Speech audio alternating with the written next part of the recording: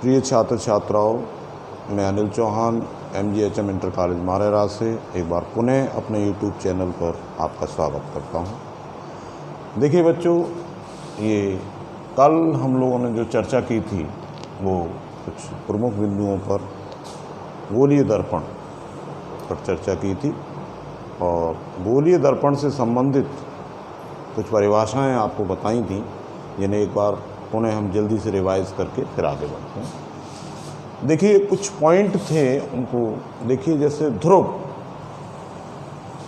बच्चों ध्रुव क्या है? ये दर्पण आप देख रहे हैं AB, ये ध्रुव जो है वो बिंदु है जो दर्पण को दो भागों में बांटता है, दो भागों में विभाजित करता है। यानी यह मध्य बिंदु, दर्पण का मध्य बिंदु जो है वो दर्पण का ध्रुव कहलाता है। दूसरी एक वक्रता केंद्र। देखिए बच्चों, दर्पण जिस गोले का भाग होता है उस गोले के केंद्र को हम वक्रता केंद्र कहते हैं। और वक्रता त्रिज्या, दर्पण जिस गोले का भाग होता है उस गोले की त्रिज्या को वक्रता त्रिज्या कहते हैं। और ध्रुव और वक्रता केंद्र को मिलाने वाली रेखा जो है मुख्य अक्ष कहलाती है। बच्चों ये बातें समझ में? अच्छा, मुख्य चीज़ एक थी फोकस। देखिए फोकस जो है हमारा अवतल दर्पण में मुख्य अक्ष के समांतर जाने वाली रेखा दर्पण से परावर्तित होकर मुख्य अक्ष पर स्थित जिस बिंदु से होकर जाती है उस बिंदु को अवतल दर्पण में हम फोकस कहते हैं। और उत्तल दर्पण में अगर देखें, मुख्य अक्ष के समांतर जाने वाली किरण लेंस से परावर्तन के पश्चात मुख्य अक्ष पर स्थित जिस बिंदु से होकर जाती प्रतीत होती है, जिस बिंदु से लगता है कि यहाँ से आ रही है, उस बिंदु को हम दर्पण का मुख्य फोकस या फोकस कहते हैं। और अगर मैं इसे दोनों को कंबाइन कर दूं, अगर इन दोनों परिभाषाओं को दोनों दर्पणों के लिए, तो देखिए मुख्य अक्ष के समांतर जाने वाली प्रकाश की किरण दर्पण से परावर्तित होकर मुख्य अक्ष पर स्थित जिस बिंदु से होकर जाती है यानी अवतल दर्पण में, और जिस बिंदु से आती प्रतीत होती है यानी उत्तल दर्पण में, उस बिंदु को हम दर्पण का मुख्य फोकस कहते हैं। और दर्पण के ध्रुव से मुख्य फोकस तक की दूरी को हमने बच्चों क्या बताया था? फोकस दूरी यानी फोकल लेंथ। तो ये कुछ परिभाषाएं। देखिए एक और भी एक डेफिनेशन है कि फोकस तल जो है, देखिए ये जो फोकस है हमारा, इस फोकस के लंबवत जो तल है हमारा, उस तल को हम क्या कह देते हैं बच्चों? फोकस तल कहते हैं। देखिए ये जो तल बनेगा, इस तरह से ये फोकस है और ये जो तल इस तरह से बन रहा है, ये फोकस तल कहलाएगा। ये भी एक इम्पोर्टेंट परिभाषा। ये 4, 5, 6 चीज़ें जो दर्पण से संबंधित आपको समझ में आ गई होंगी, इनको ध्यान रखने की ज़रूरत है। देखिए मैं अब इसको साफ़ कर देता हूँ, हम लोग आगे बढ़ते हैं।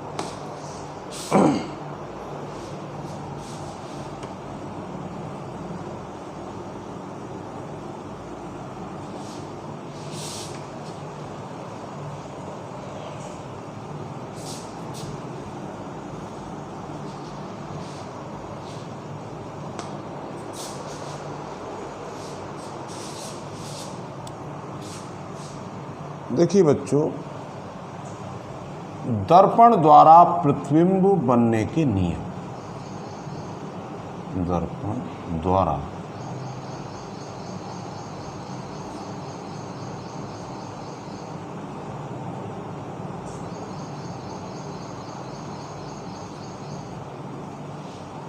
प्रतिबिंब बनने के नियम।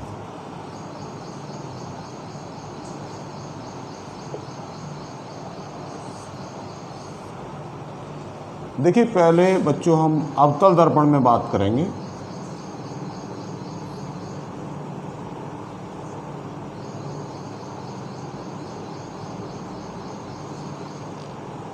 देखिए अवतल दर्पण में ध्यान दें इसको।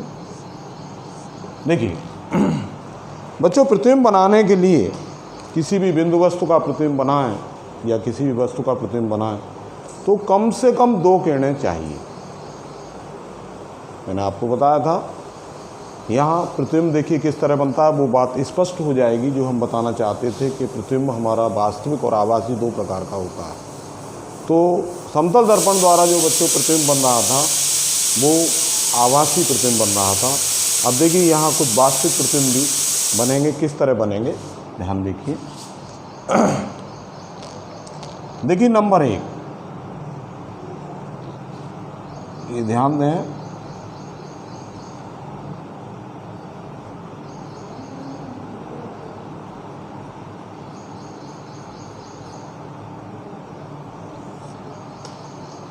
देखिए बच्चों ये अवतल दर्पण है और अवतल दर्पण में मुख्य अक्ष के समांतर जाने वाली प्रकाश की किरण, जिसको हम IR इंसिडेंट रे नाम देंगे। हमने बच्चों पिछले लेक्चर में आपको ये बताया था कि इंसिडेंट रे को हम शॉर्ट में IR लिखेंगे, यानी आपतित किरण। और बच्चों ये दर्पण से परावर्तित होकर मुख्य फोकस से गुजरी, यानी RR, ये रिफ्लेक्टेड रे होगी।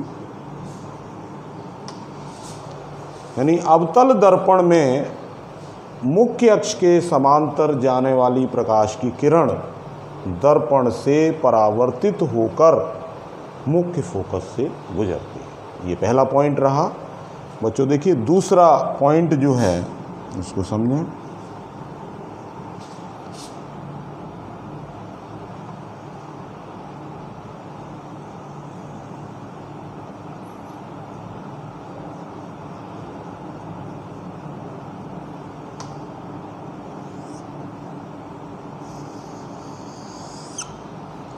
ये ध्रुव है बच्चों, ये इस तरह से।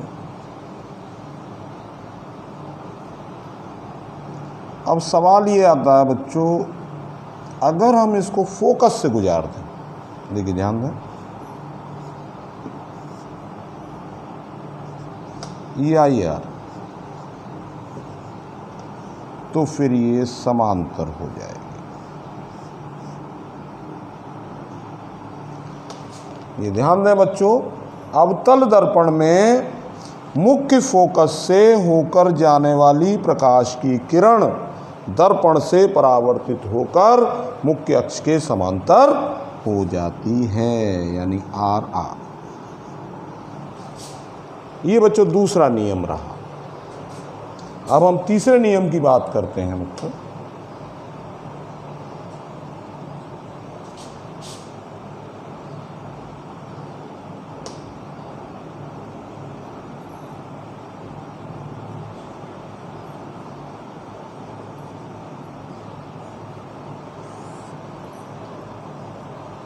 वक्रता केंद्र, वक्रता केंद्र से होकर जाने वाली प्रकाश की किरण, अवतल दर्पण में वक्रता केंद्र से होकर जाने वाली प्रकाश की किरण अपने मार्ग पर परावर्तन के पश्चात वापस लौट आती है। बच्चों ध्यान दीजिए, वक्रता केंद्र से होकर जाने वाली प्रकाश की किरण दर्पण से परावर्तित होकर अपने मार्ग पर वापस लौट आती है। देखिए क्यों? क्योंकि मैंने आपको बताया था कि ये दर्पण है। देखिए ये समतल दर्पण में एक चीज़ आपको समझाई थी, अगर आपको ध्यान हो, कि आपतन बिंदु पर अभिलंब यानी ON, अगर कोई किरण लंबवत आपतित होती है, यानी उसके लिए हमारा I कितना होगा, 0, तो उसके लिए R भी 0 होगा हमारा, तो वो किरण हमारी वापस उसी मार्ग पर लौट आएगी। और बच्चों देखिए, जो हमारा वक्रता केंद्र है, जो हमारे गोले का केंद्र होता है, उससे अगर किसी भी गोले के किसी भी पृष्ठ के किसी भी बिंदु पर कोई रेखा खींची जाती है तो वो लंबवत होती है। ये 90 डिग्री इस तरह से लंबवत होती है किसी भी बिंदु पर। अगर वक्रता केंद्र से, यानी गोले के किस जो है केंद्र से गोले के पृष्ठ के किसी भी बिंदु पर अगर कोई रेखा खींची जाती है तो वो कैसी होती है, लंबवत। तो ये किरण जो है, अगर वक्रता केंद्र से जाने वाली किरण कैसी जा रही है, ये लंबवत आपतित तो हो रही है। इसका मतलब आपतन कोण कितना है, 0। आपतन कोण हमारा कितना है, 0। और उस स्थिति में हमारा जो परावर्तन कोण है वो भी 0 होगा। तो इसको हम IR बच्चों कह सकते हैं, और ये हमारा RR, ये रिफ्लेक्टेड हो गया। ध्यान रहेगा बच्चों ये चीज़। देखिए चौथे पॉइंट पर हम चर्चा करते हैं। देखिए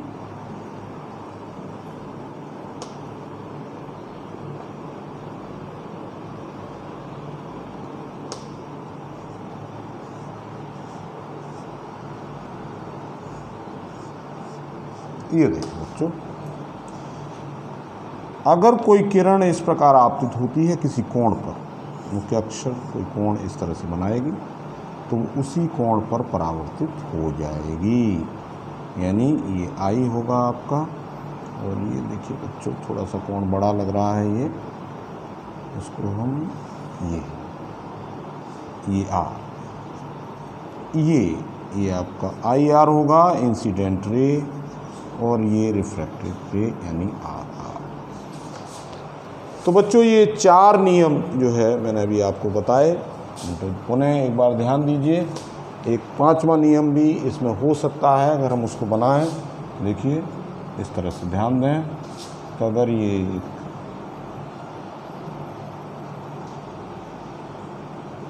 अवतल दर्पण है और किरणें मुख्य अक्ष के समांतर न होकर परस्पर समांतर इस पर आपतित होती हैं इस तरह से,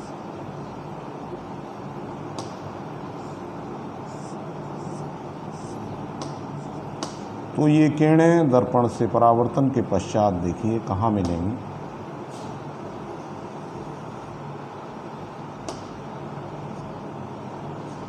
ये, और ये जो आपका होगा ये फोकस होगा बच्चों, फोकस तल। ये दोनों किरणें कहाँ मिलेंगी, फोकस तल यानी IR। ये ध्यान रखें, ये RR, ये दोनों किरणें हैं ये। तो ये भी ध्यान रखें, इसकी आवश्यकता पड़ सकती है, हालांकि उच्च कक्षाओं में तो इसकी आवश्यकता पड़ेगी, यहाँ भी पड़ सकती है। तो बच्चों अगर 2 किरणें जो है परस्पर मुख्य अक्ष के समांतर न होकर परस्पर समांतर आती हैं तो वो किरणें जो है वो फोकस तल में मिलती हैं।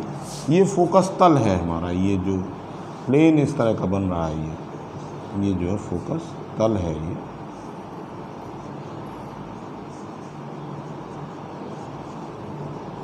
इस तरह से तो देखिए ये पुनः हम फिर एक बार आपको समझाते हैं, अच्छे से समझिए। देखिए जो पहला चित्र अवतल दर्पण में प्रतिबिंब बनने के नियम क्या हैं, मुख्य अक्ष के समांतर जाने वाली प्रकाश की किरण। देखिए बच्चों ये मुख्य अक्ष के समांतर ये किरण जा रही है, ये मुख्य अक्ष है हमारा, ये प्रिंसिपल एक्सिस, इसको हम कहेंगे मुख्य अक्ष।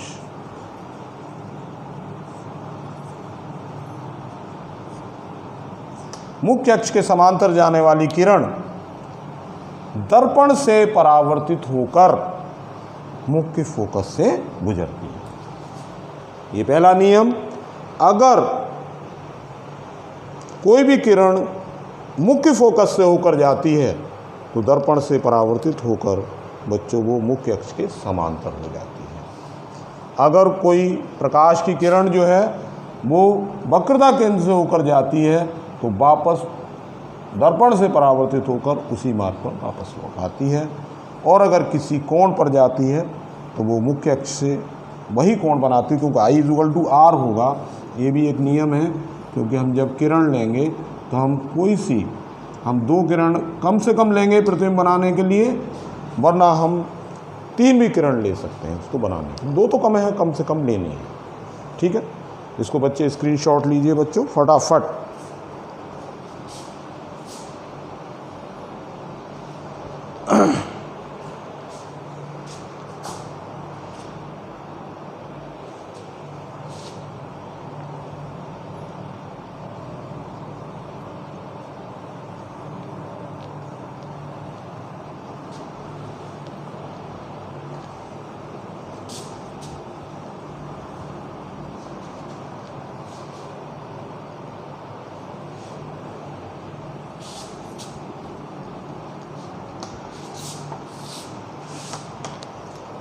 अब देखिए बच्चों, उत्तल दर्पण में प्रतिबिंब किस तरह बनेंगे। उत्तल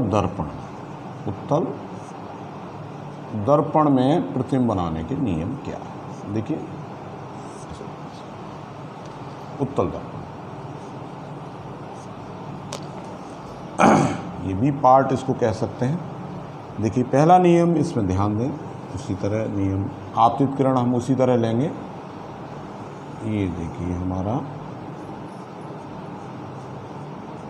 उत्तल दर्पण है, जिसमें दबे हुए तल पर पालिश है, उभरा हुआ तल परावर्तक तल का कार्य कर रहा है।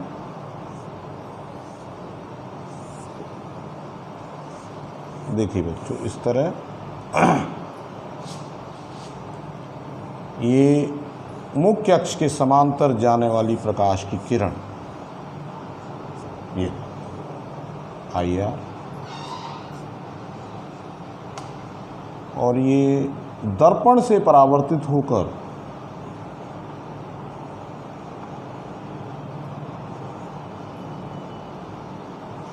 ऐसा लगेगा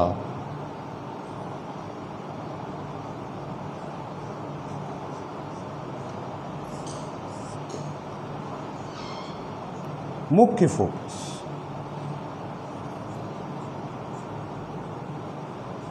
F हमारा मुख्य फोकस है। तो क्या नियम है बच्चों, ध्यान दीजिए। मुख्य अक्ष के समांतर जाने वाली प्रकाश की किरण उत्तल दर्पण में दर्पण से परावर्तित होकर मुख्य फोकस से आती प्रतीत होती है। हमें ऐसा लगता है ये किरण बच्चों कहाँ से आ रही है, ये मुख्य फोकस से आ रही है। ये दर्पण से परावर्तित होकर मुख्य फोकस से आती प्रतीत होती है। देखिए बच्चों, दूसरा नियम हम किस तरह देखेंगे। दूसरे नियम पर अगर हम बात करें, नंबर 2,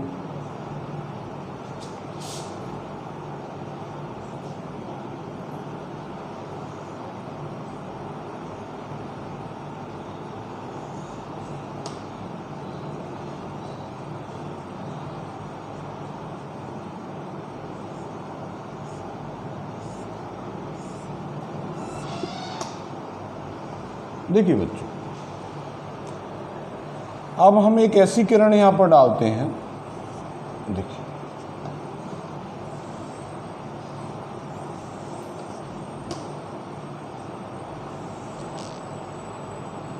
देखिए उत्तल दर्पण में दर्पण के मुख्य फोकस की ओर जाती प्रतीत होने वाली किरण दर्पण से परावर्तित होकर मुख्य अक्ष के समांतर हो जाती है। ये आ रहा है, क्या होगा बच्चों, दर्पण के मुख्य फोकस की ओर जाती प्रतीत होने वाली प्रकाश की किरण दर्पण से परावर्तित होकर मुख्य अक्ष के समांतर हो जाती है। अब देखिए बच्चों, तीसरा नियम इसमें क्या होगा।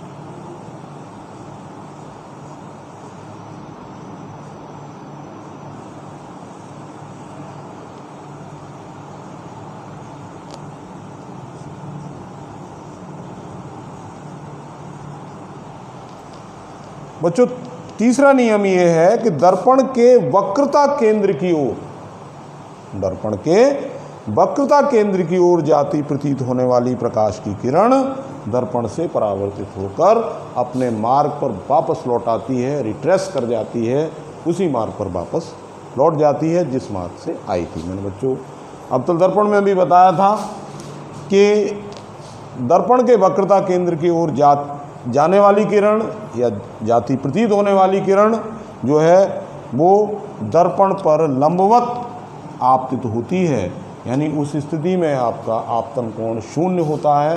तो फिर परावर्तन कोण भी शून्य होगा, इसीलिए उसी मार्ग पर वो वापस लौट आती है। और चौथा एक नियम और हम इसमें प्रयोग कर सकते हैं कि